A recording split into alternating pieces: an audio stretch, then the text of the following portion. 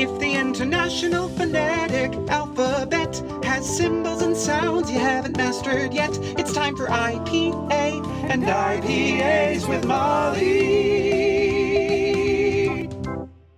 Let's talk about hops for a second. Okay.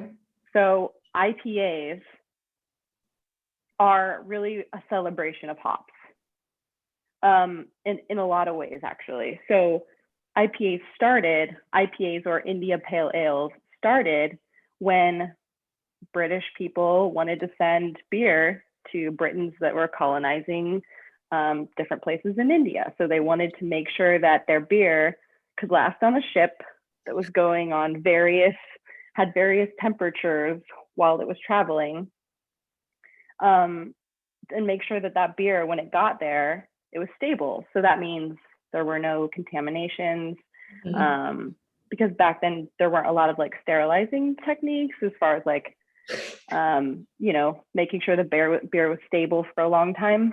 And then some brewer, like people debate on who did it first, of course, but someone overhopped their beer. So they added a ton of hops to their boil or their roll pour or whatever they called it back then, and realized that the more hops they added, the more stable the beer was, and they could get it all the way around, and deliver it without it being totally sour and gross. Yeah, so hops themselves, they look like, I actually have a picture of it, but it's like a little hop flower or hop cone, and they have what's called lupulin glands, which are like waxy and resinous, and they include what's called alpha and beta acids. And those alpha and beta acids are isomerized in the boil, like when you're brewing beer.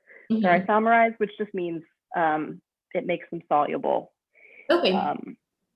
So those like waxy glands become soluble in the boil, and those alpha and beta acids are antimicrobial. So anything that's going to contaminate sugar water essentially can't grow because of these alpha acids. Yeah. And so it made it last probably to go around Africa. Yeah, all the way around Africa. Yeah. Huh. Yeah. That's cool. So along with like higher alcohol concentrations, lower pH, less nutrients in a fermented beverage, alpha acids, or like the hop, what comes in boiling hops, prevented microbial contamination, and that's kind of how IPAs came about. That's cool. Yeah.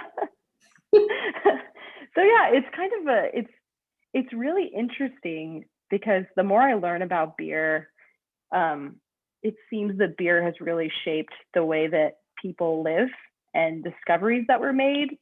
Like Louis Pasteur was the first person to, he's basically the father of microbiology, and realized that microorganisms actually exist and metabolize things. And I mean, the godfather of microbiology, he was studying how to make beer and what actually made fermentation happen. So like, we have biochemistry and all this microbiology because he was studying the disease of beer and how to prevent it. So it's just like so cool. So you can thank beer for that. I will thank beer for that.